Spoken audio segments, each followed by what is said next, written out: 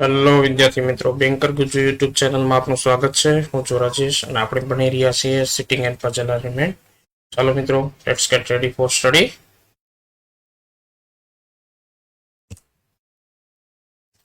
Circular sitting arrangement. 8 people A, B, C, D, E, F, G and H are sitting around a circular table facing the center, not necessary and in the same order. જો એક circle છે, એના ફરતે 8 જણ બેઠા છે.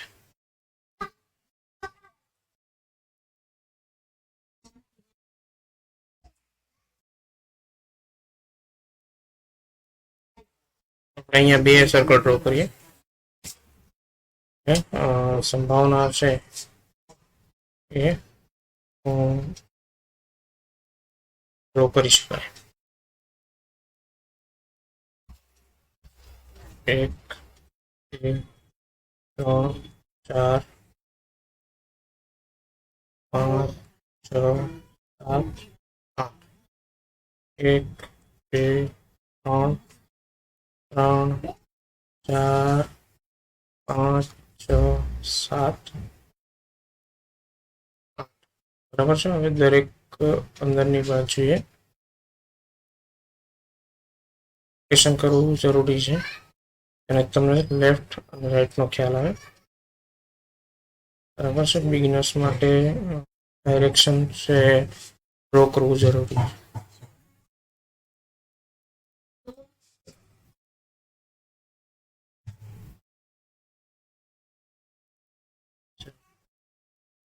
Three people are sitting between A and D.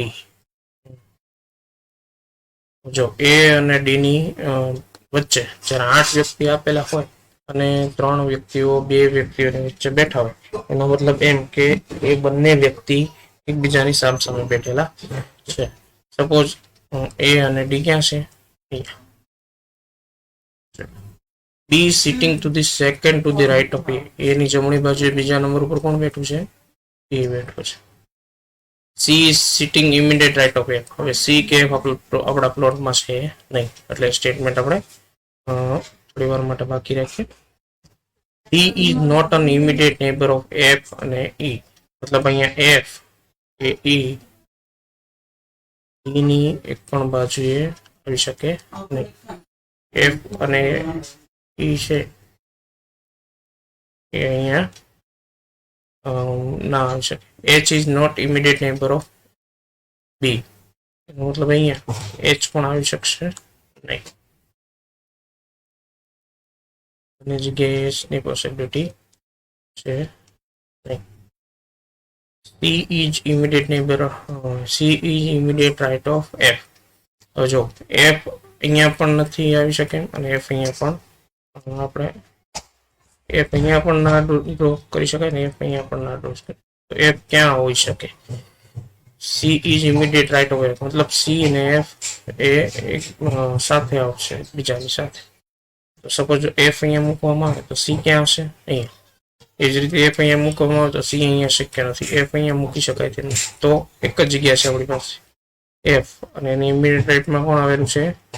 C આવેલો છે. C is immediate right of F. જો H is not immediate neighbor of B. એટલે H અહીંયા અને અહીંયા શક્ય નથી, તો H ક્યાં હશે? અહીંયા હશે.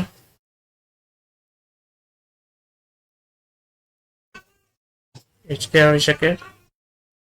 અહીંયા આવી શકે. H અહીંયા બી નહીં લખી શકાય, અહીંયા બી નહીં શકાય.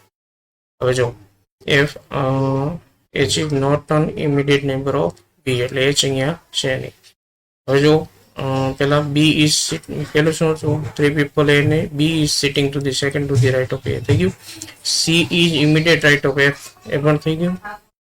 D is not an immediate neighbor of either F or E. તો જો D ની એક સાઈડ હજી એક સ્પેસ છે, મતલબ અહીંયા F ને E આવી શકે નહીં. અહીંયા E માટે આપણી પાસે એક સ્પેસ અવેલેબલ છે. E અહીંયા કરી શકાય નહીં, કેમ કે D F અથવા E છે D ના નેબર પડોશી નથી. તો અહીંયા E આવશે. બરાબર. હવે જો આપણી પાસે કેટલા એલિમેન્ટ રેસ્ટ રહ્યા છે? કોણ બાકી રહ્યું? એ આવી ગયો, બી આવી ગયો, સી આવી ગયો, ડી, ઈ આવી ગયો, એફ આવી ગયો, જી આવ્યો નથી. જી ક્યાં આવશે? અહીંયા આવશે. થઈ ગઈ આપણી સિટિંગ અરેન્જમેન્ટ. હવે ક્વેશ્ચન આન્સર છે. What is position with respect to G? G ની રિસ્પેક્ટમાં ઈ ની પોઝિશન, તો કે ભાઈ ડાબી બાજુ બીજો, સેકન્ડ ટુ ધી લેફ્ટ. જો અહીંયા છે. Four of following are based above the arrangement. So from a group, which of does not group? એમાં 4 છે એ એક ગ્રુપને ફોલો કરે છે. એક છે એના ગ્રુપમાં જી અને ઈ, બંને ગ્રુપ છે. ત્યાર પછી ડી અને સી ગ્રુપ છે. એ અને એફ એને ગ્રુપ છે. એ અને બી પણ ગ્રુપ છે. અને સી અને એ ગ્રુપ છે. જો તમે બેઝિકલી જુઓ તો બધા વચ્ચે એક એક મેમ્બર છે. સી અને ડી વચ્ચે 2 મેમ્બર છે. તો ડી અને સી છે ગ્રુપ